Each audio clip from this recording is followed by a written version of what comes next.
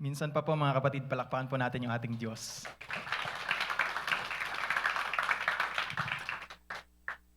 Talaga pong napakatapat ng ating Diyos na pinaglilingkuran. Um, Maraming pagkakataon sa buhay natin, nakala natin yung mga problema ay binibigay sa atin ng Diyos para pahirapan tayo. Pero totoo yung sinabi nung nagpatotoo kanina, na dumarating talaga sa punto na kinakailangan minsan na i-allow ng Diyos na mangyari itong mga bagay na ito in order for us to realize something and in order for us to be drawn closer to Him. So mga kapatid, wag tayong panghinaan ng loob every time we face challenges, kundi tayo po ay magalak, for we know na ito po ay parte ng plano ng Diyos sa atin. Ito ay parte ng paghubog niya sa kung sino dapat tayo accordingly nung Kanya tayong nilikha. So, ngayon pong hapon, mga kapatid, hayaan niyo po na pagpatuloy natin yung atin pong discussion all about salvation and new life. Yung panibagong simula na binigay sa atin ng ating Panginoon.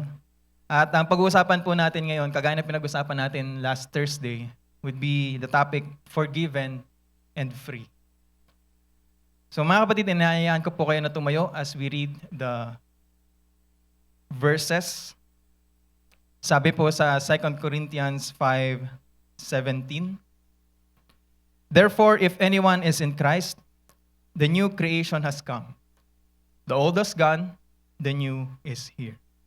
In Romans 8:1, "Therefore, there is now no condemnation for those who are in Christ Jesus." In Luke 4:18-19, "The Spirit of the Lord is upon me. He has sent me to proclaim liberty to the captives, to set at liberty those who are oppressed, to proclaim the year of the Lord's favor."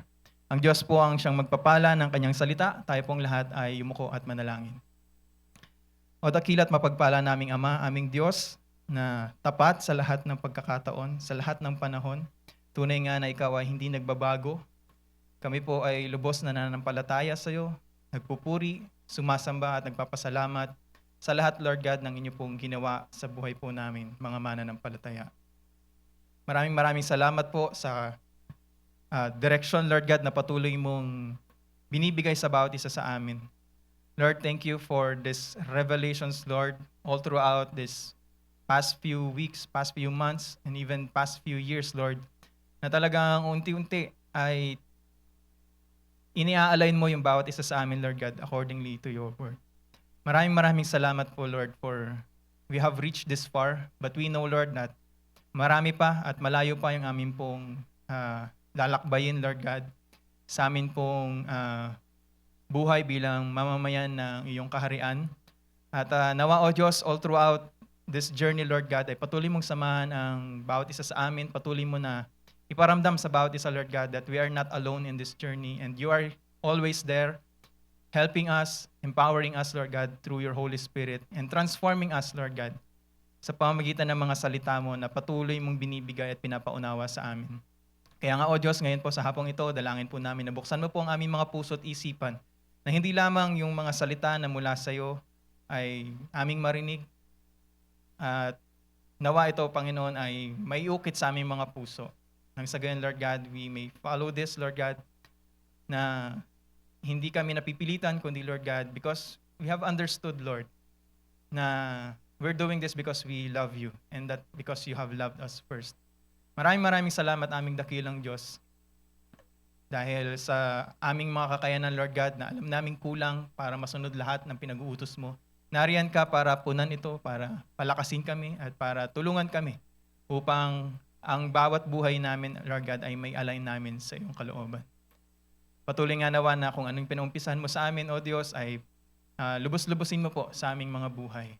At Lord God, patuloy ka namin papupurihan, patuloy ka namin itataas sa aming mga buhay, maging sa hapong ito, O Diyos. At alam po namin, Lord God, na Ikaw ang siyang kasakasama namin ngayon sa panahong ito. Maraming salamat po for your presence. Thank you, Lord God, for your empowerment. Thank you, Lord, for the strength, the wisdom, Lord God, at yung mga ibang pagpapala pa na patuloy mong pinagkakalob sa bawat isa sa amin. Binabalik namin sa iyo, Lord God, ang nararapat lamang na papuri, pasasalamat at pagdakila. Tanging sa iyo lamang ito, aming dakilang Diyos at Hari, Panginoong Hesukristo. Amen. Amen. Amen. Palakpakan po natin yung ating Diyos. Sige po, maaari na po tayong umupo. Mga kapatid, pag-usapan po natin paano ba tayo pinatawad ng Diyos at paano ba tayo pinalaya ng Diyos. For many of us, nung namatay si Kristo, ang pagkakaunawa talaga natin, pinalaya niya tayo. Or pinatawad niya tayo sa mga kasalanan na meron tayo. But little do we know, nakalakip dun sa pagpapatawad na yun, ay may kasamang kalayaan yun. At ang nakakalungkot kasi marami sa atin, when we see the cross, we look at it as if it's only a sign of forgiveness. It's only a symbol of forgiveness. But it's not just a symbol of forgiveness, but it's also that indication na ang bawat isa sa atin ay malaya na. So, sabi nga, God's forgiveness in Christ transforms our lives today. Hindi lamang yung future na meron tayo, maging yung buhay na meron tayo ngayon. So yung effect nung pagpapatawad sa ating mga kasalanan at yung pagiging malaya natin ay hindi mangyayari lamang sa hinaharap, kundi dapat yan ay nangyayari din ngayon. So, sa pamamagitan ni Hesukristo, we became a new creation as said in 2 Corinthians 5:17. And we are liberated or pinalaya tayo from the power of sin as said in Galatians 5:1 and John 8:36. So mga kapatid, sabi nga, therefore, if anyone is in Christ, he is a new creation. That's why you are forgiven and free. Sang-ayon din sa Romans 8:1, sabi diyan, therefore there is now no condemnation for those who are in Christ Jesus. If you are in Christ Jesus, then condemnation will no longer work sa iyo. Every time somebody or even Satan reminded you of the things that you have done, wala nang effect. Wa-effect na. Bakit? Kasi naunawaan mo na si Hesukristo na yung siyang namumuhay sa iyo. At yung dating katauhan mo na makasalanan ay wala na. Yung dating mga kasalanan mo ay bayad na.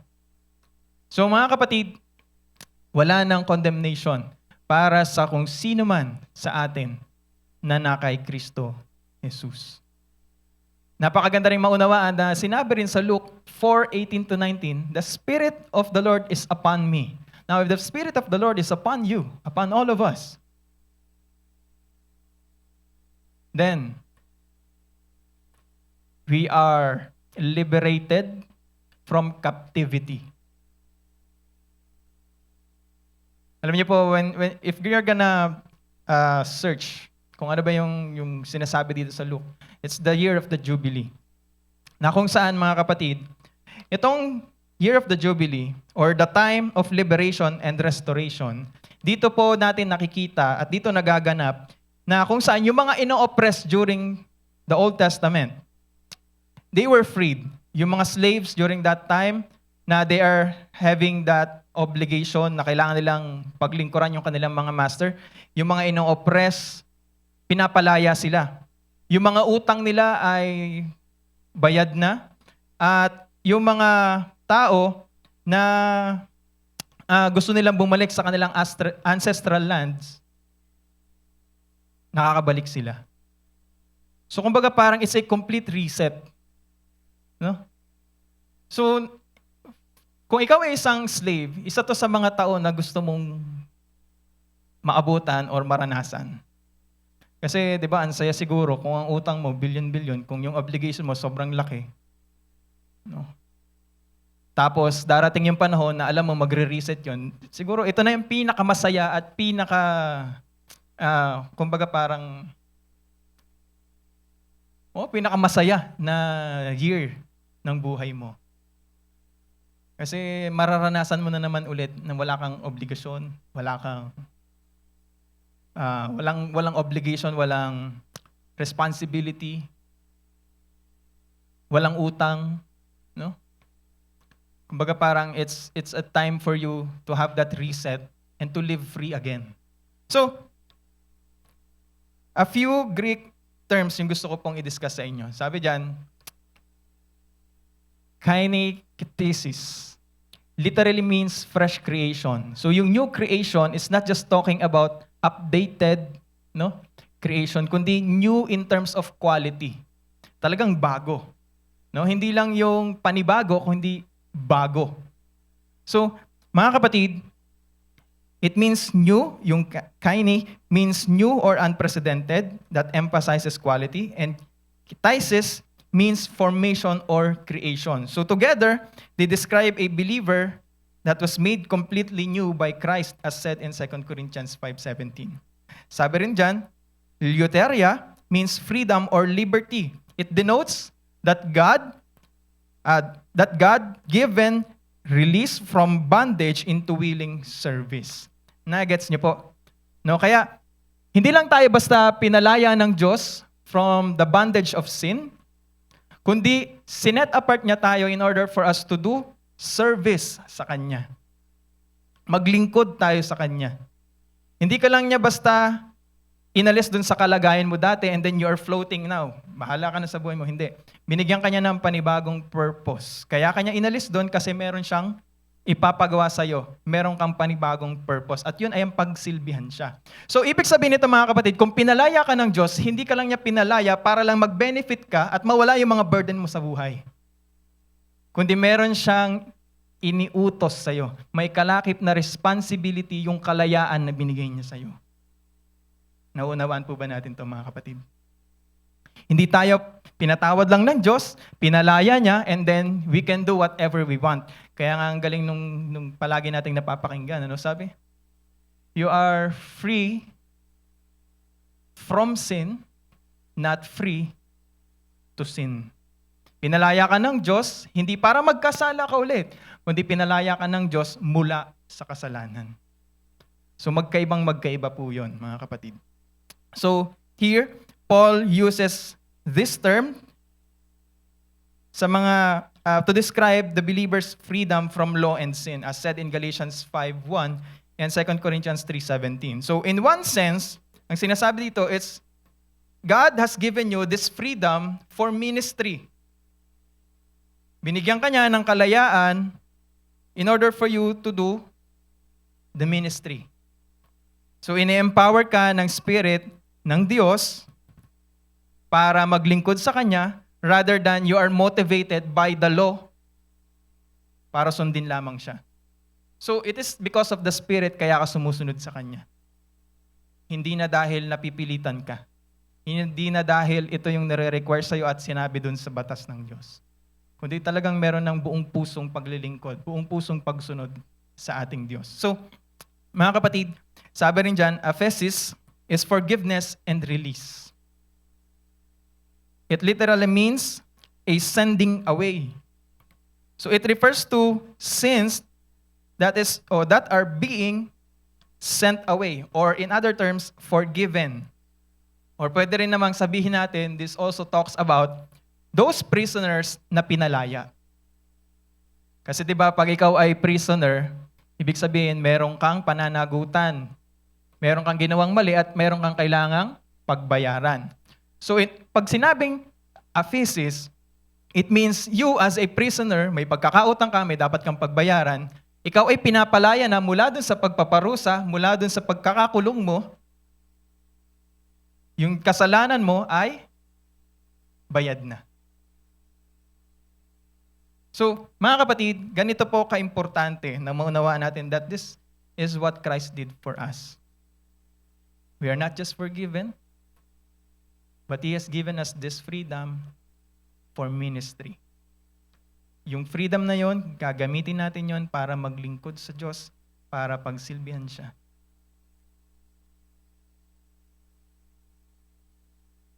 So sana nakikita po natin yung kalakip na responsibilidad ng kalayaan na binigay sa atin ng Diyos from sin, from death.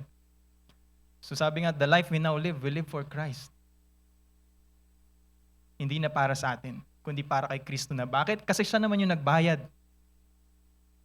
dun sa buhay na meron tayo. So mga kapatid, I would like to share to you 3 kingdom points. 3 lang naman. The first one is, we have this new identity in Christ. Sabi nga sa 2 Corinthians 5:17, therefore if anyone is in Christ, the new creation has come. So pinaliwanag dyan. Anong ibig sabihin nun? The old has gone, the new is here. So being in Christ means that God made us a new creation. So our old sinful self, yung dating makasalanang tayo, ay wala na. And now we live as citizens of His kingdom. Hindi updated, kundi talagang bago. No? Kaya nga palagi natin sinasabi, sa kaharian ng Diyos, hindi po pwede yung zombie. Yung dating pagkatao mo, pilit bumabangon. No? So, again, as the scripture says, if anyone is in Christ, you are a new creation. So the old you is now gone, the new you is here. I would like to emphasize these few points. We have died to our old self and now live as a child of God. One of the meaning na binigyan tayo ng panibagong identity in Christ is that we have died to our old self at tayo nabubuhay na ngayon bilang child of God. In Romans 6:6, sabi yan, for we know that our old self was crucified with Him so that the body ruled by sin might be done away with, that we should no longer be slaves to sin. Sabi rin sa Galatians 2:20, I have been crucified with Christ and I no longer live, but Christ lives in me. The life I now live in the body, I live by faith in the Son of God, who loved me and gave Himself for me. Pangalawa, mga kapatid, our habits, thoughts, and relationships are also transformed by the Spirit. So having that new identity in Christ includes your habits, your thoughts, and your relationship being transformed by the Spirit. In Ephesians 2, verses 22 to 24, you were taught with regard to your former way of life, to put off your old self, alisin, kalimutan, which is being corrupted by its deceitful desires. You see, kung gaano kabuti yung Diyos, He wants to redeem us from this, yung ganitong kalagayan nating mga tao that we are corrupted. So, to be made new in the attitude of your minds and to put on the new self, created to be like God in true righteousness and holiness. Pangatlo, mga kapatid, we belong to God's kingdom now, not in the kingdom of darkness. So having that new identity means you no longer have to live accordingly to your old kingdom kung saan ka inalis ng Diyos. But you are now gonna live in this new kingdom na kung saan ibinilang ka sa kaharian ng kanyang pinakamamahal na anak na si Kristo. So in Colossians 1:13, it says here, for He has rescued us from the dominion of darkness and brought us into the kingdom of the Son He loves. Hindi lang tayo basta inalis from where we are, kundi meron tayong destination. Hindi tayo floating, mga kapatid. So there is a change of rulership. There is that change of allegiance. No? Kung dati loyal ka sa dating kaharian, ngayon mas dapat maging loyal ka sa bagong kaharian na kinabibilangan mo. So, mga kapatid, let's live consciously na para bang talagang tayo ay bago na. No? We offer the Lord's ways the first place. Palagi, every time na we conduct ourselves, every time makakasalamuha tayo, hindi na yung dating way ng pakikasalamuhan natin yung gagawin natin, kundi yung panibagong way na itinuturo sa atin ng ating Panginoong Hesukristo. So, ibig sabihin niya, kung dati kilala ka ng mga tao na barumbado ka, ngayon, hindi na. Kung kilala dati ng mga tao na mabisyo ka, ngayon, dapat hindi na. Kung dati lahat ng ginagawa mo pagsuway sa gusto ng Diyos, ngayon ang lahat ng ginagawa mo pagsunod na sa gusto ng Diyos. So, mga kapatid, no? Alam ko marami sa atin, mga businessman, marami din sa atin mga nanay, mga tatay, at tayo mga estudyante. Sinama ko lang yung estudyante kasi feeling ko bata pa rin ako. Anyway, mga kapatid, lahat naman tayo, no? Iba-iba man tayo ng kalagayan sa buhay, pero meron tayong same instruction from the Lord kung paano tayo mamumuhay. Diyan ka nilagay ng Panginoon sa ganyang kalagayan, pero hindi ibig sabihin nun, kaya nga lagi natin pinag-uusapan, yung pagiging citizen of the kingdom of God, hindi mo yan dala-dala kapag ikaw lang ay nasa church. Kahit nasaan ka man, nasa trabaho ka, nasa negosyo ka, nasa school ka, dala-dala mo yan. Because that is not, hindi yun scheduled na pagkatao mo lang na mag-activate lang kapag nandito ka.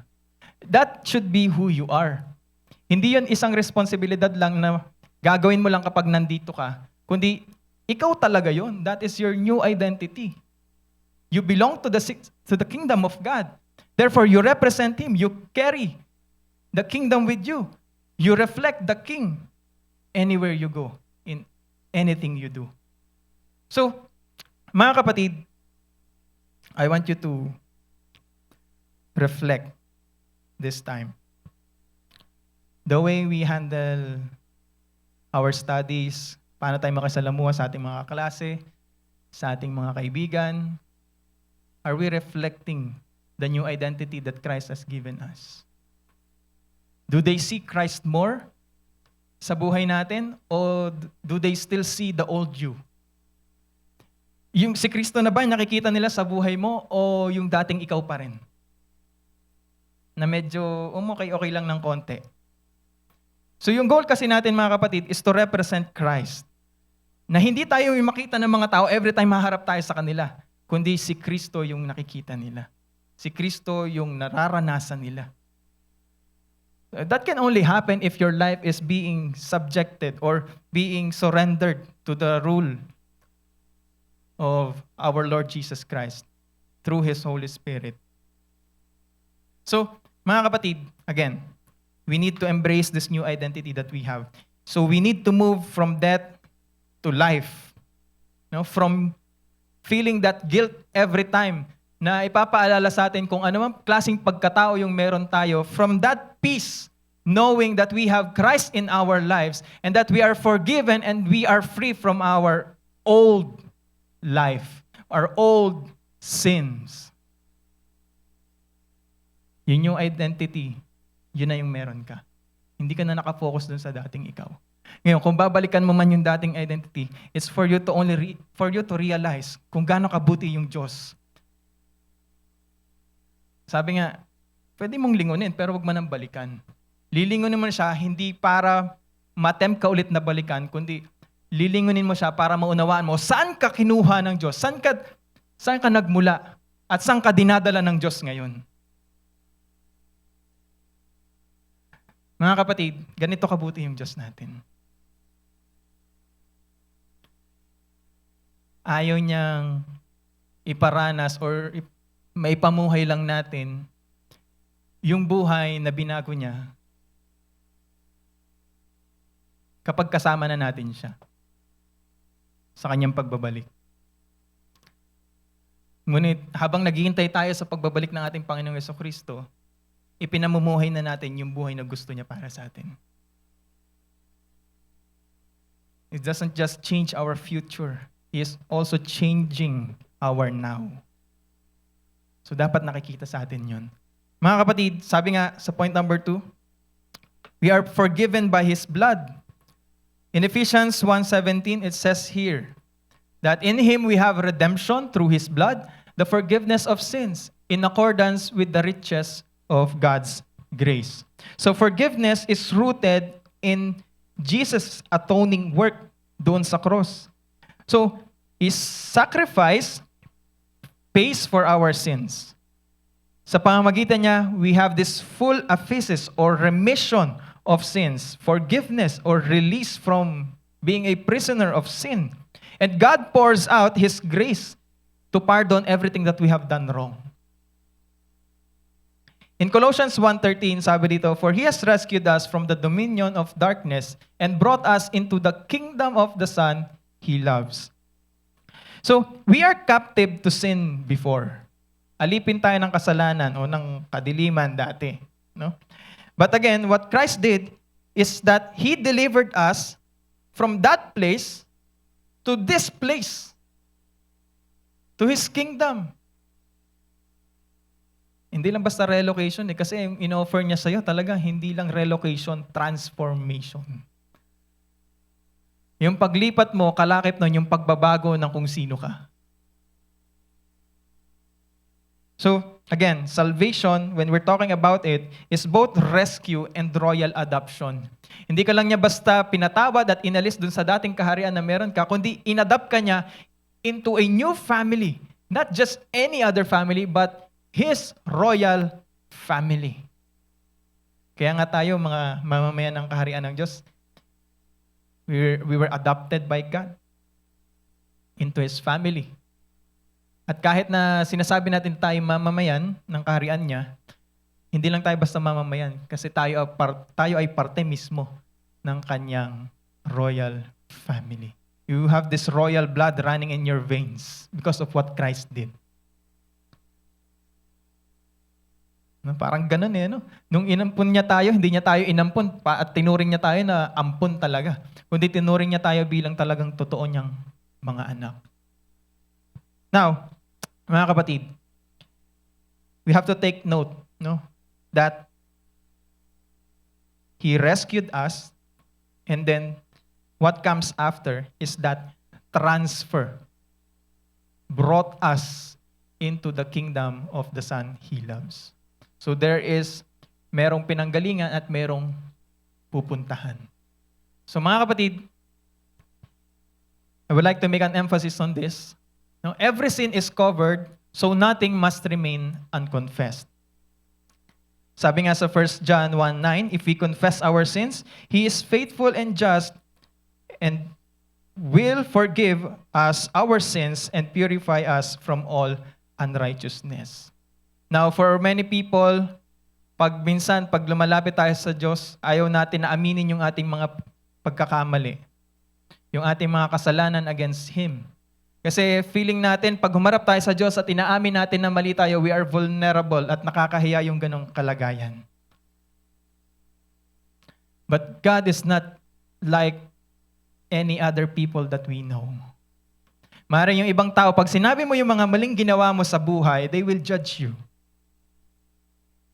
But you know, when you confess your sins to God, kapag humarap ka sa Kanya, and you laid down everything, lahat ng maling ginawa mo, He is merciful, He is faithful, and He will forgive you from all those sins. Kaya wag mo na, alam nyo, hindi kalugihan, hindi katalunan para sa ating mananampalataya na lumapit tayo sa Diyos at aminin natin yung mga bagay na nagagawa nating mali. Actually, that's the first step. When you acknowledge that you're doing something that is not according to God's word, umpisa na yon ng pag-acknowledge mo na kailangan mo ng Diyos sa buhay mo. That's the repentance na ginugusto ng Diyos na sinasabi niya sa atin. But how come na magkakaroon ng repentance kung hindi nga natin kayang aminin sa sarili natin na meron tayong maling nagagawa at wala na tayong magagawa para masolusyonan yon? Na hanggang ngayon pinipilit pa rin natin na akala natin yung mga nagagawa natin ay sapat para matakbaban yung mga kasalanan natin, para mapagbayaran yung mga bagay na ginawa nating mali. Again, wala pong ibang pangalan na binigay yung Diyos sa silong ng langit na sukat na ikaligtas ng bawat isa sa atin. It's only by the name of Jesus, by what He has done on that cross. If only you will put your faith in Him, that is enough. When you repent, dati naniniwala ka sa sarili mo, nananampalataya ka sa sarili mo na kaya mong pagbayaran yung kasalanan mo, you repent, baguhin mo, hindi mo pala kaya. Pero kaya pala ni Kristo, so sa Kanya ko ibibigay yung pananampalataya ko. Bibigay ko sa Kanya na, okay, Jesus Christ, I know, Lord, that you are the only one who can solve this problem of mine. My problem with sin. Ikaw lang. So when the time comes, mga kapatid, kapag nangyari yun sa buhay natin, it's a good start. At hindi lang naman yun sa umpisa lang nangyayari. Kundi araw-araw dapat nangyayari to. Kasi yung repentance, hindi lang naman isang beses mong gagawin.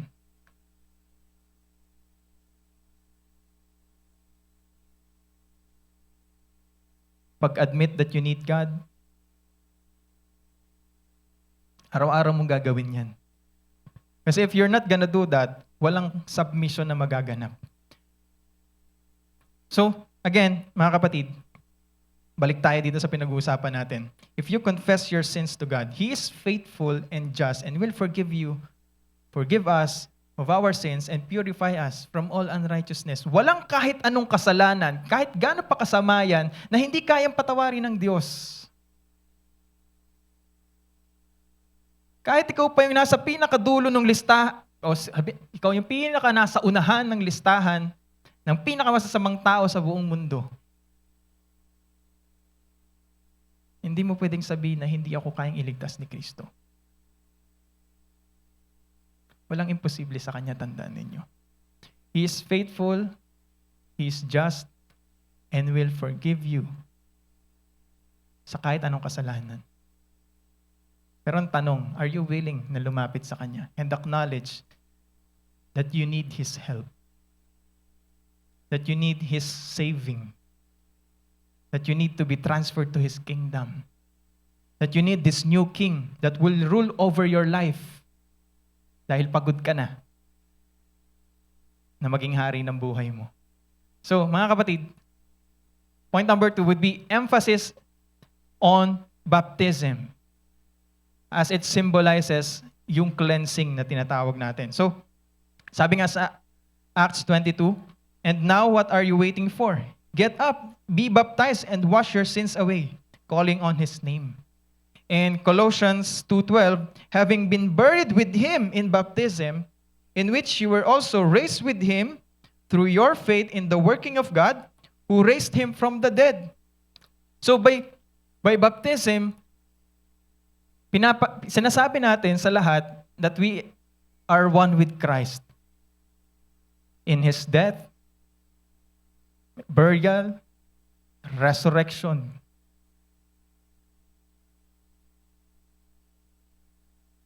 Ibig sabihin, kung siya ay napako sa krus, siya ay namatay, siya ay nilibing, at siya ay muling nabuhay, when you take part of that,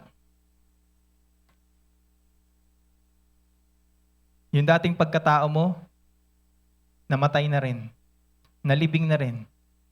At yung nabuhay na pagkatao ay hindi na yung dati mong pagkatao, kundi yung bagong pagkatao na binigay sa iyo ni Kristo. In other words, si Kristo na yung nabuhay. Si Kristo na yung bumangon sa iyo. Kaya, napaka-importante, pati yung baptism, binibigyan natin ng halaga. Because this is one of the ordinance. Even Jesus Christ Himself undergone baptism. Hindi naman niya kailangan ng salvation kasi wala naman siyang kasalanan. Pero pinakita niya the proper example.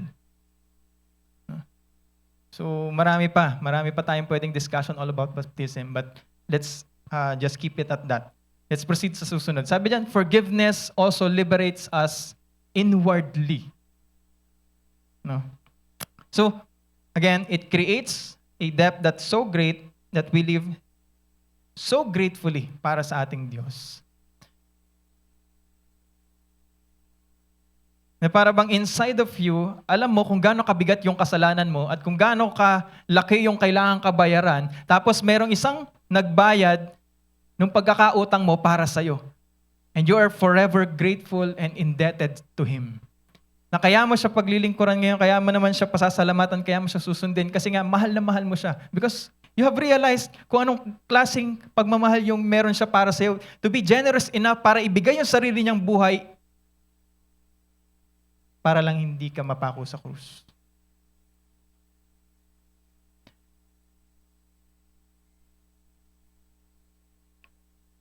In Isaiah 38:17, surely it was for my benefit that I suffered with such anguish. In your love, you kept me from the pit of destruction. You have put all my sins behind your back. Mga kapatid, let's now embrace and declare forgiveness. No?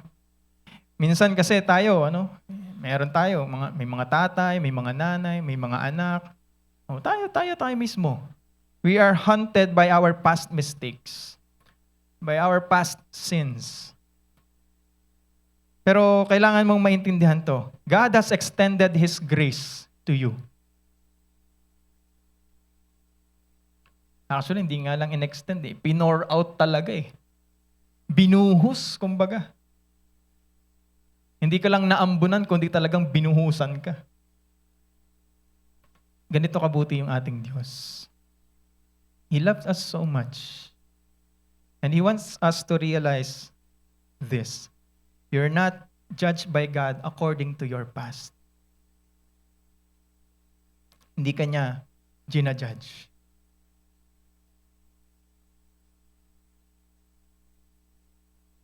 Because He loves you so much to care about those things. Mahal na mahal ka ng Diyos at hindi na yun para alalahanin niya kung ano yung mga nagawa mo noon. Ganong klaseng pagmamahal yung meron ng Diyos. Unconditional. Ganong kanya kamahal.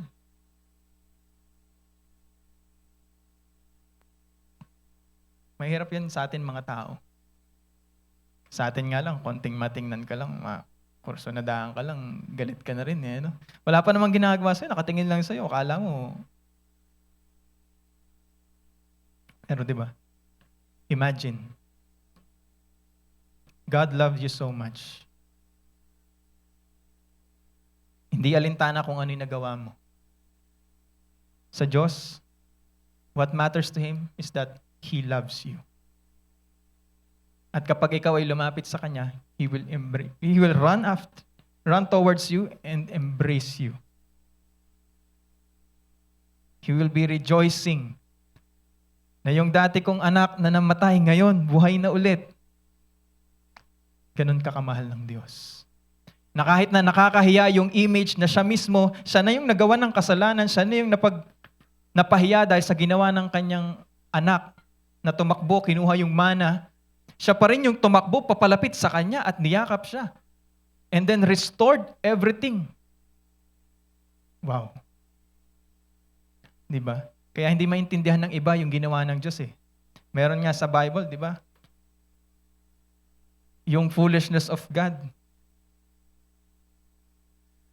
Kasi akala nila, yung ginawa ng ating Panginoong Hesus Kristo dun sa krus, yung pagpaparusa sa Kanya dun, na siya ay napako, yun ay malaking kahihiyan at hindi maunawaan yun, hindi matanggap ng maraming tao during that time. Lalo na in the Church of Corinth. Kasi they are so much blinded with their philosophies na galing sa mga tao. Kasi marami talagang dun eh, no? They are so logical. Parang, talaga ba? Yan yung sinasabi niyong Messiah? Tapos, paano niya kayo ililigtas? Magpapapako siya sa krus?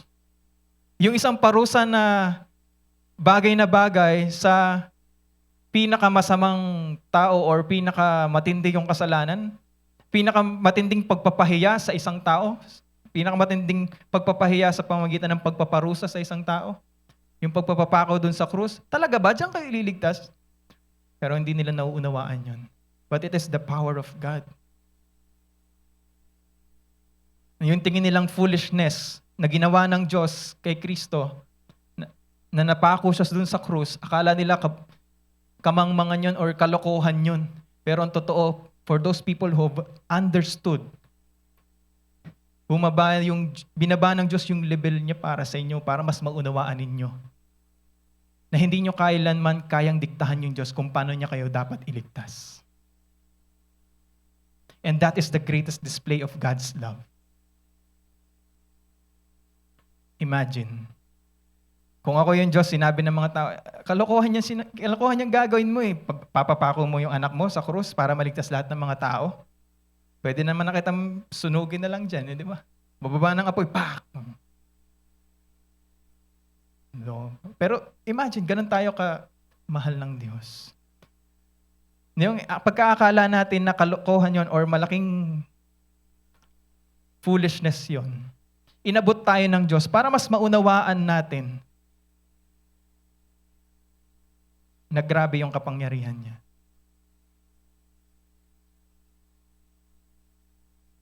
Some people may think foolish yung Diyos kasi sino ba yung magbibigay ng sarili niyang anak para sa mga taong sinasaktan siya?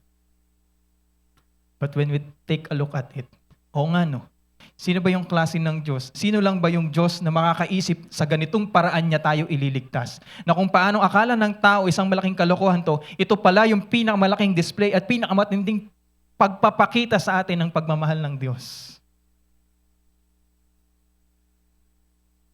Again, mga kapatid,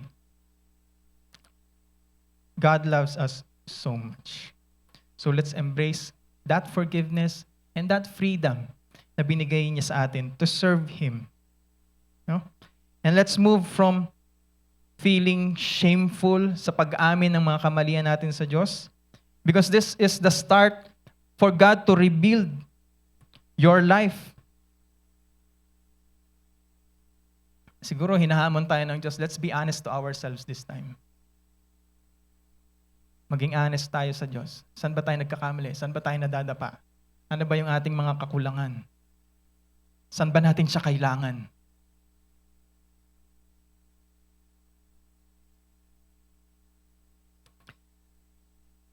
Without acknowledging this, that we need God in all of these things, mahihirapan tayo na makita at maranasan yung buhay na gusto ng Diyos para sa atin. So sabi nga, mga kapatid, from forgiveness, we are propelled into freedom of life and service to our God. So point number 3 would be free to serve in love. Pinalaya tayo ng Diyos in order for us to serve. Hindi lang basta serve, kundi serve in love. So it is for freedom that Christ has set us free. Here, Jesus is guaranteeing true freedom. Kaya nga, free indeed. So, we need to stand firm and submit to Him and not submit to any form of slavery again. No?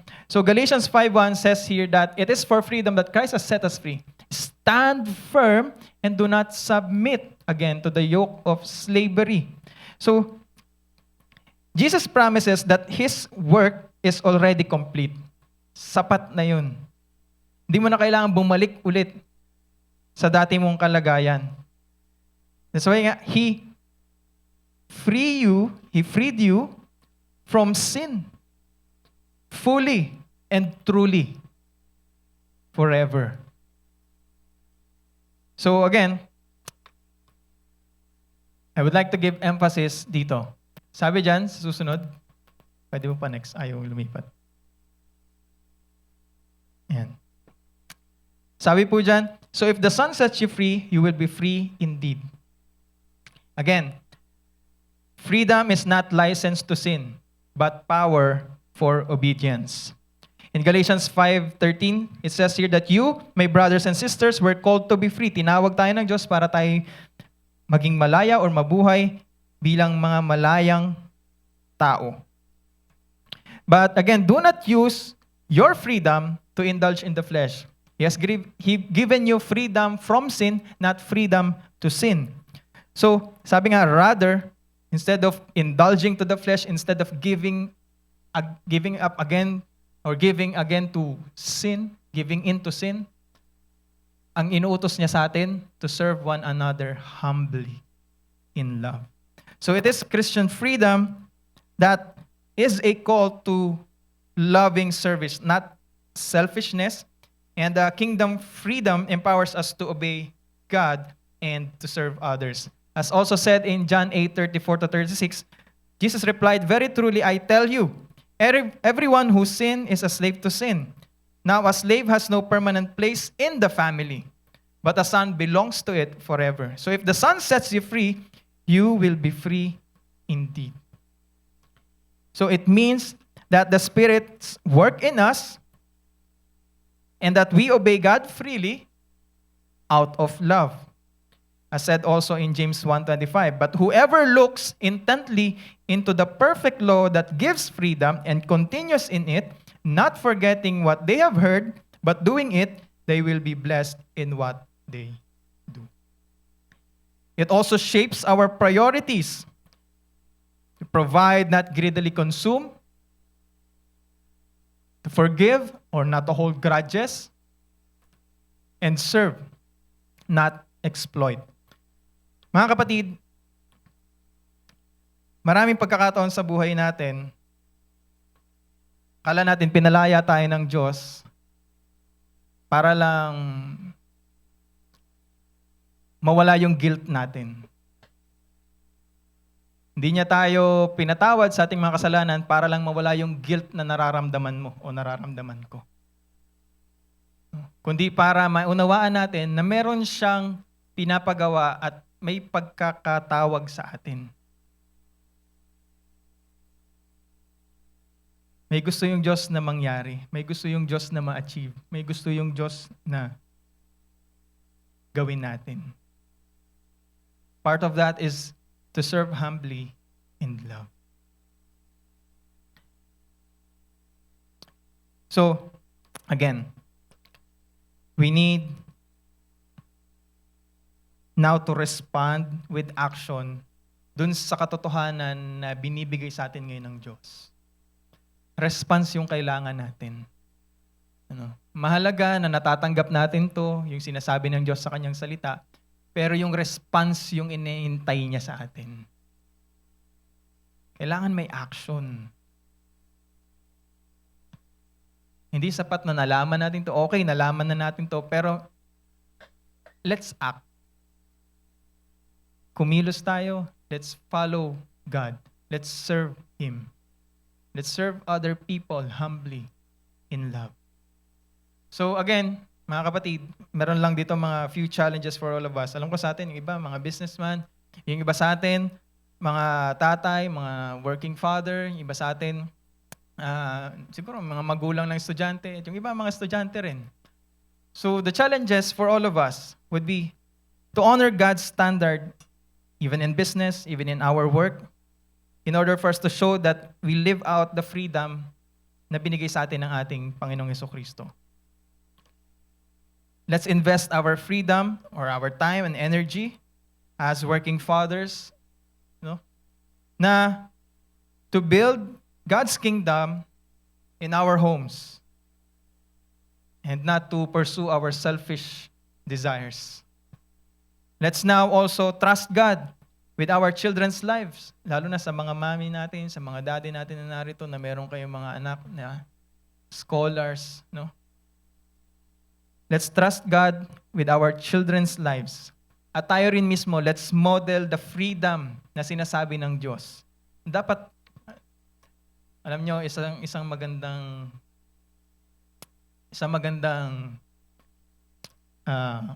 senaryo na makita natin na itong ating gawain or siguro sa kahit anong gawain ng Panginoon, na yung buong pamilya ay buo na naglilingkod, sama-samang naglilingkod sa Panginoon.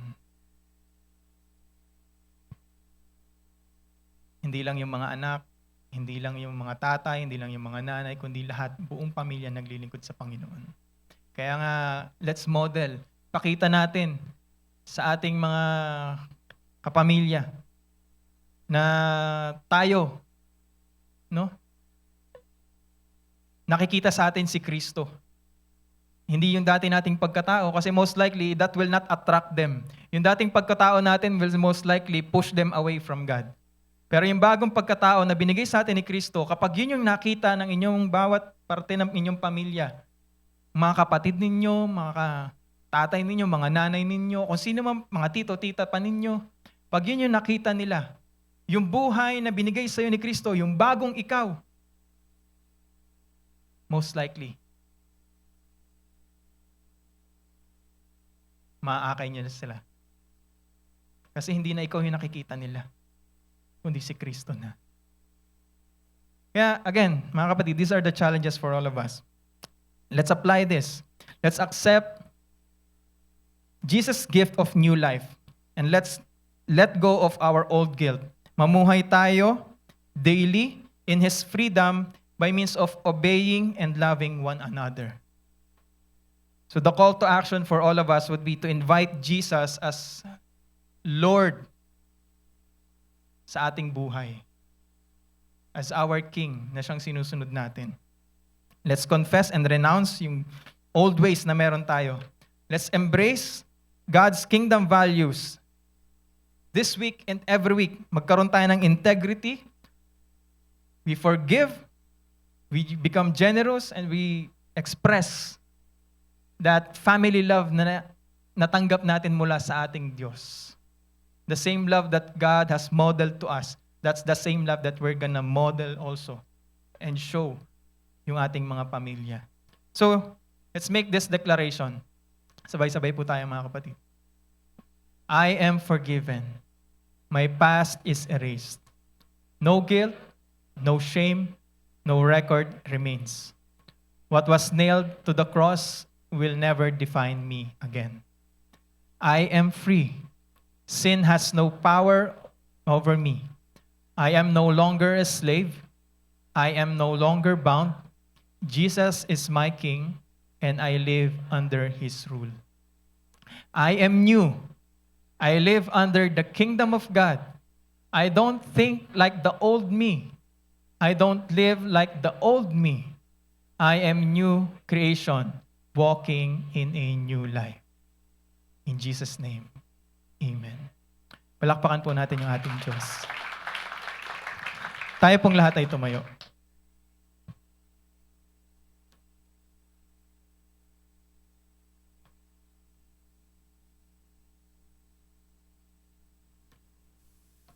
Again, mga kapatid, gusto ko pong maunawaan ng bawat isa sa atin na ito yung nais ng Diyos para sa atin. Not just for us to be saved, but to really know what it means to be saved. Hindi lang ma-define natin kung ano yung salvation, kundi maipamuhay natin kung ano yung salvation. How can we live yung redemption na ginawa ng Diyos sa atin? Because it's not just saving you from guilt. Hindi lang niya basta tinanggal yung guilt na meron ka. Kundi meron siyang purpose kung bakit nirescue ka niya dun sa dating kaharian na meron ka. Kung nasaan ka, papunta sa kaharian na gusto niya na mapabilang ka. At hindi magaganap or di dapat nagaganap na yung dating tayo sa paglipat natin sa kaharian niya, yun pa rin yung buhay na meron tayo. Let's surrender everything to God. Again, sabi nga doon sa kakantahin natin namin, we're no longer slaves. I am who God says I am. Hindi ka na alipin ng dating pagkatao mo. Hindi ka na alipin ng dating kaharian na kung saan nakabilang ka. You are forgiven. You are free. And that freedom is to be exercised in full service of God.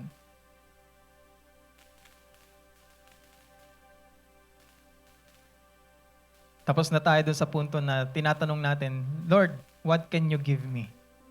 Lord, what can I get out of this? Nandun na tayo sa punto na, Lord, what can I do for you? For all the things that you have done for me, Lord, what can I do for you? What do you want me to do in your kingdom? Lord, paano ba ako dapat magpagamit sa iyo sa iyong karyaan? Ano ba yung gusto mong ma-achieve? Ano ba yung gusto mong trabahuhin ko?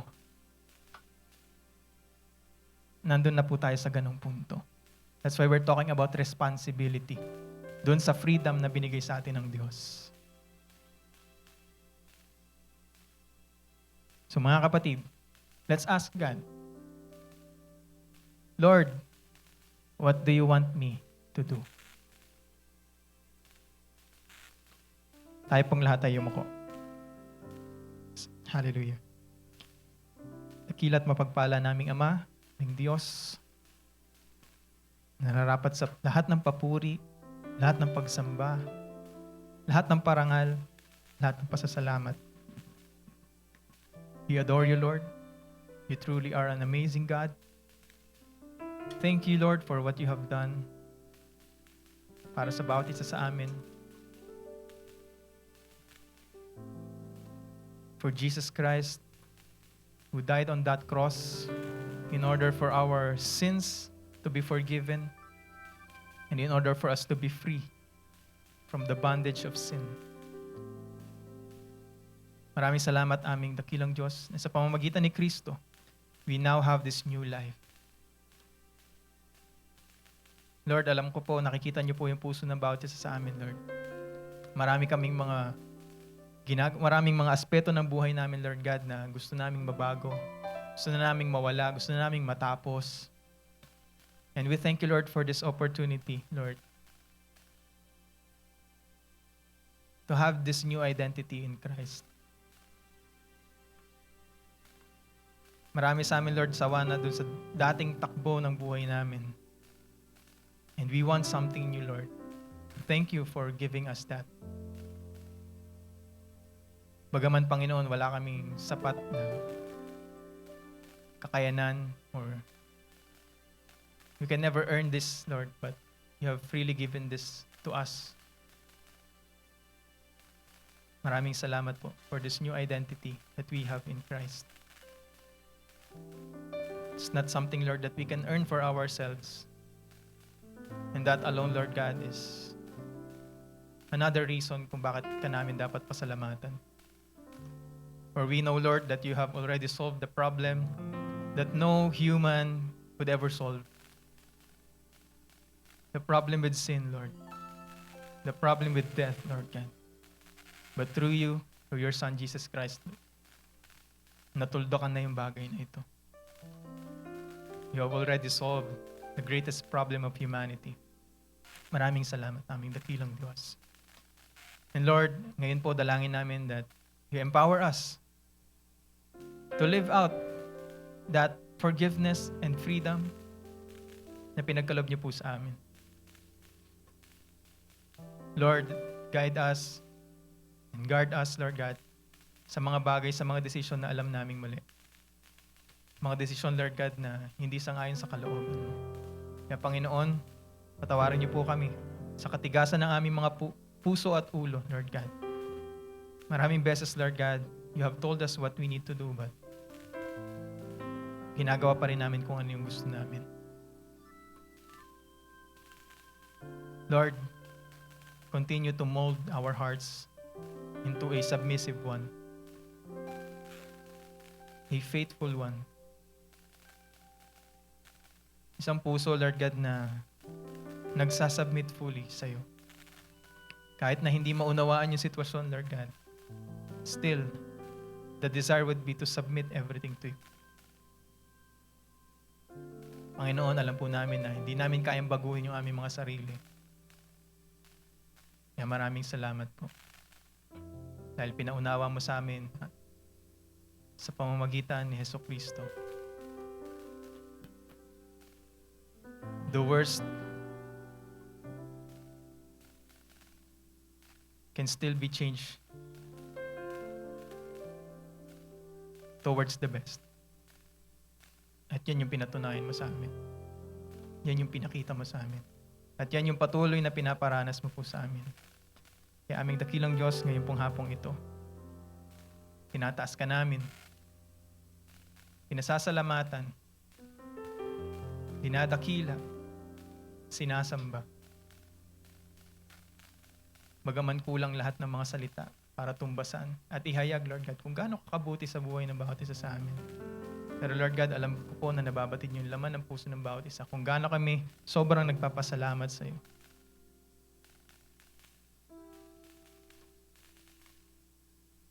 Thank you so much. Thank you so much, God. Thank you so much, Jesus. Hallelujah. Thank you so much, Holy Spirit.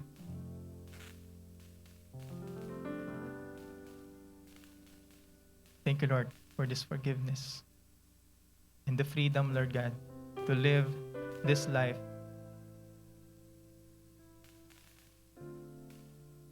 that represents you, not ourselves anymore.